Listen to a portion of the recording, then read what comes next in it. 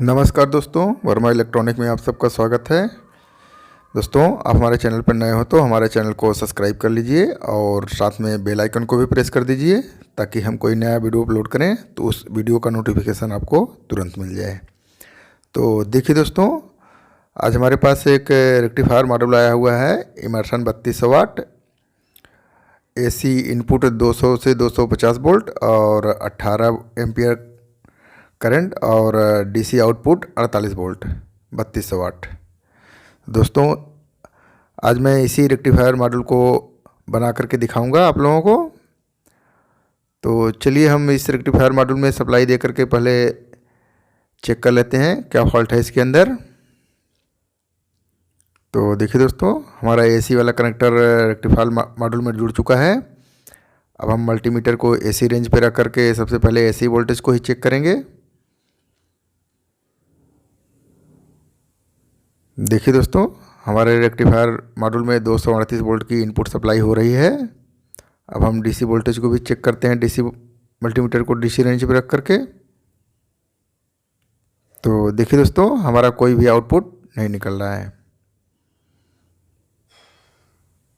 तो दोस्तों चलिए इस रेक्टिफायर मॉड्यूल को हम खोलते हैं, फिर देखते हैं इसके अंदर क्या फॉल्ट है और बनाना भी आप लोगों को बता देते हैं और बना के भी दिखाते हैं। तो देखिए दोस्तों, जितने भी रेक्टिफायर मॉड्यूल पे स्क्रूप लगे हुए हैं उन सब स्क्रूप को हमें खोल लेना है।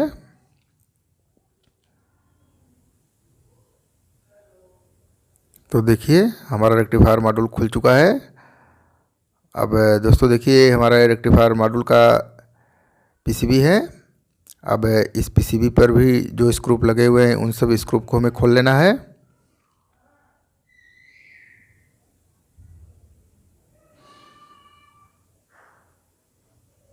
तो देखिए दोस्तों, हमारे रेक्टिफायर मॉड्यूल के PCB पर जो स्क्रूप लगे हुए थे वो सब खुल गए हैं। अब हमारा पूरा PCB बाहर आ चुका है।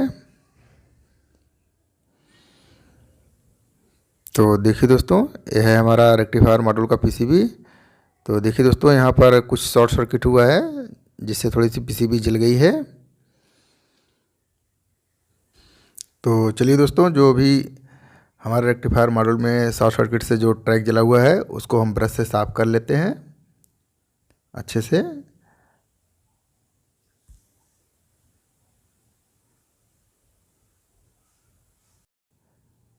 फिर उसके बाद दोस्तों, सबसे पहले हम जो सामने का फ़ैन लगा हुआ है इस फ़ैन को हम बाहर कर लेते हैं इस अपने रेक्टिफायर मॉड्यूल के PCB से। अब इसके बाद दोस्तों, जो हमारा कंट्रोलर लगा हुआ है, कंट्रोलर का जो PCB है उस PCB पे जो स्क्रूप लगा हुआ उसको खोल के हमें अपने कंट्रोलर को बाहर कर लेना है। तो देखिए दोस्तों, हमारा कंट्रोलर बाहर आ चुका है। अब दोस्तों, मैं आप लोगों को रेक्टिफायर मॉड्यूल के PCB पर कंटिन्यूटी चेक करके दिखाता हूँ कि हमारा सर्किट कहाँ तक सही है। तो चलिए दोस्तों, सबसे पहले हम मल्टीमीटर को कंटिन्यूटी रेंज पे रख करके कंटिन्यूटी चेक कर लेते हैं न्यूट्रल और फेस का। तो देखिए दोस्तों, इनपुट सप्लाई से लेकर के हमें देखिए हमारा यहाँ पर कंटिन्यूटी आ रहा है। अब रेजिस्टेंस, फ्यूज रेजिस्टेंस से आगे भी देख लीजिए, यहाँ भी हमारा कंटिन्यूटी आ रहा है। अब दोस्तों, जो लोड रेजिस्टेंस लगा हुआ है उसके इनपुट पे देखिए, यहाँ भी हमारा कंटिन्यूटी आ रहा है। अब दोस्तों, मैं फेस वाले को चेक करता हूँ। तो देखिए दोस्तों, फेस के इनपुट वाले सप्लाई से हमारे सर्किट तक कंटिन्यूटी आ रहा है। जो लोड रेजिस्टेंस के आगे है देखिए, यहाँ भी हमारा कंटिन्यूटी आ रहा है। अब दोस्तों, मैं ब्रिज रेक्टिफायर के इनपुट पे देख लेते हैं। देखिए दोस्तों, यहाँ भी हमारा कंटिन्यूटी आ रहा है। दोस्तों, ये जो 4 पिन दिख रहा है ये हमारा ब्रिज रेक्टिफायर है। तो दोस्तों, हमारे इनपुट से ब्रिज रेक्टिफायर तक हमारा सर्किट कंप्लीट है। अब दोस्तों, जो हमारा लोड रेजिस्टेंस के आगे जो रेजिस्टेंस लगा हुआ है उस रेजिस्टेंस पे हम कंटिन्यूटी चेक करते हैं इनपुट पे। देखिए हमारे इनपुट पे कंटिन्यूटी आ रहा है रेजिस्टेंस के, लेकिन आउटपुट पे कंटिन्यूटी हमारा नहीं आ रहा है। तो दोस्तों हमारा ये लोड रेजिस्टेंस जो लगा हुआ है, यहाँ पर हमारा लोड रेजिस्टेंस ओपन है। लोड रेजिस्टेंस ओपन होने का मतलब है दोस्तों, हमारे इस सर्किट में आगे कहीं शॉर्टिंग हुआ है, तब जा कर के हमारा ये लोड रेजिस्टेंस ओपन हो जाता है। तो चलिए दोस्तों, हम इस रेक्टिफायर मॉड्यूल में जो हमारा आगे और कंपोनेंट्स लगे हुए हैं उन सबको भी चेक करते हैं। तो एक बार हम आपको दिखा देते हैं दोस्तों कि इसमें जो मॉसफेट और ट्रांजिस्टर लगे हुए हैं, इन्हीं में से कोई एक हमारा शॉर्ट हुआ है, जिसकी वजह से हमारा लोड रेजिस्टेंस उड़ गया है। देखिए दोस्तों, ये हमारे मॉसफेट हैं और इधर भी 2 मॉसफेट लगा हुआ है। तो चलिए दोस्तों, इन सब मॉसफेट को हम कंटिन्यूटी रेंज पे रख करके कंटिन्यूटी चेक करते हैं कि कौन सा मॉसफेट हमारा शॉर्ट हुआ है या कौन सा ट्रांजिस्टर हमारा शॉर्ट हुआ है। देखिए दोस्तों, ये सब हमारे ट्रांजिस्टर लगे हुए हैं हमारे इस पीसीबी पर।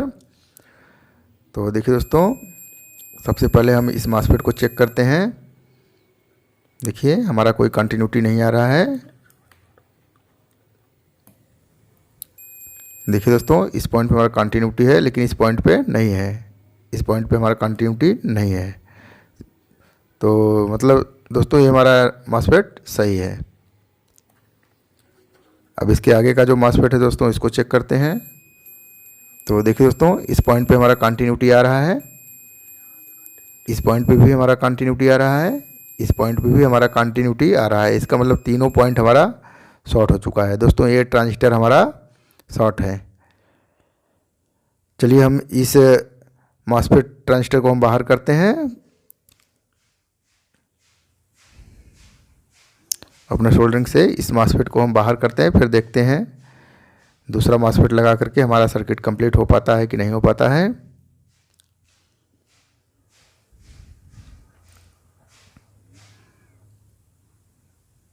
तो देखिए दोस्तों, हमारा मॉसफेट हमारे सर्किट से बाहर निकल चुका है। अब दोस्तों, हम इस मॉसफेट की जगह दूसरा मॉसफेट लगाएंगे। दोस्तों, इस मॉसफेट का नंबर है 47N60 इस मॉसफेट का नंबर है। दोस्तों, हमारे पास ये दूसरा मॉसफेट है। मैं इस मॉसफेट को लगा करके इस सर्किट को कंप्लीट करूंगा। तो चलिए दोस्तों, इस मॉसफेट को 47N60 को हम अपने पीसीबी पर लगाते हैं, फिर देखते हैं हमारा सर्किट चालू हो पाता है कि नहीं हो पाता है। तो देखिए दोस्तों, हमारा मॉसफेट सर्किट पर बैठ चुका है और जो स्क्रू लगा हुआ है उस स्क्रू को हम टाइट कर देते हैं और मॉसफेट के लेग को हम अपने पीसीबी पर सोल्डर कर देते हैं।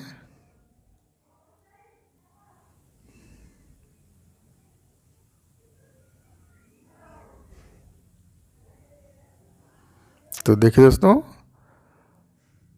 हमारे ट्रांजिस्टर के 2 पिन सर्किट में जुड़ चुके हैं। अब तीसरे पिन को भी हमें सोल्डरिंग कर देना है।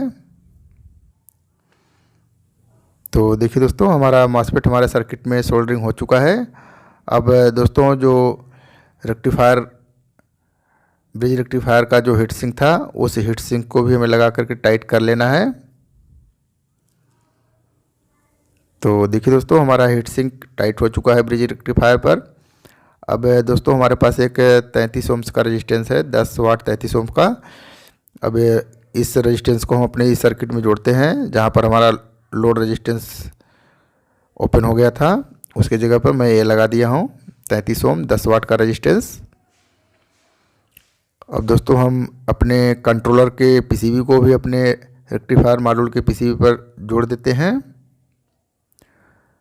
तो देखिए दोस्तों, हमारा कंट्रोलर भी हमारे रेक्टिफायर मॉड्यूल के पीसीबी पे बैठ चुका है। अब इसमें जो स्क्रू लगा था उसको भी टाइट कर देना है।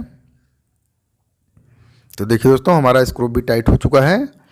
अब हम रेक्टिफायर मॉड्यूल को अपने कैबिनेट के में बैठाएंगे। तो देखिए दोस्तों, हमारा रेक्टिफायर मॉड्यूल कंप्लीट हो चुका है। अब हम अपने रेक्टिफायर मॉड्यूल को अपने इस बैक पैनल के पे बैठा करके जितने भी स्क्रू लगे हुए हैं उन सबको टाइट कर देते हैं।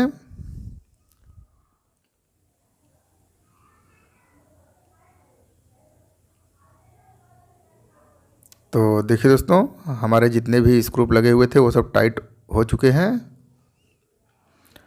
अब जो ऊपर का कवर है रेक्टिफायर मॉड्यूल का, उसको भी हम लगा करके बैठा देते हैं और जो स्क्रू लगे हुए हैं उन सब स्क्रू को लगा करके टाइट कर दे रहे हैं।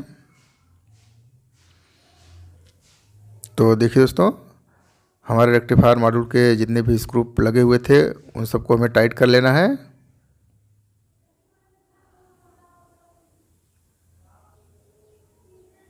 तो देखिए दोस्तों, हमारा रेक्टिफायर मॉड्यूल का स्क्रू टाइट हो चुका है। अब जो सामने का फ़ैन है दोस्तों, उसको भी हमें लगा देना है। तो देखिए दोस्तों, फ़ैन का कनेक्टर हमारे पीसीबी पे बैठ चुका है। अब फ़ैन को भी बैठा देना है और उसके साथ जो सामने का कवर लगा हुआ था उसको भी बैठा देना है। और इसमें भी जो स्क्रू लगे हुए हैं उनके स्क्रू को हम टाइट कर लेते हैं। तो देखिए दोस्तों, हमारा रेक्टिफायर मॉड्यूल के जितने भी स्क्रू थे सब टाइट हो चुके हैं। चलिए अब हम अपने रेक्टिफायर मॉड्यूल में सप्लाई दे करके चेक करते हैं कि हमारा रेक्टिफायर मॉड्यूल सही वर्क कर रहा है कि नहीं कर रहा है, आउटपुट निकाल रहा है कि नहीं निकाल रहा है। तो देखिए दोस्तों, मैंने एसी सप्लाई से जोड़ दिया है। सबसे पहले मल्टीमीटर से एसी सप्लाई चेक कर लेते हैं। तो देखिए दोस्तों, 216 वोल्ट की सप्लाई हमारे इनपुट हो रही है हमारे रेक्टिफायर मॉड्यूल में। अब हम मल्टीमीटर को डीसी रेंज पर रखकर डीसी वोल्टेज भी चेक कर लेते हैं।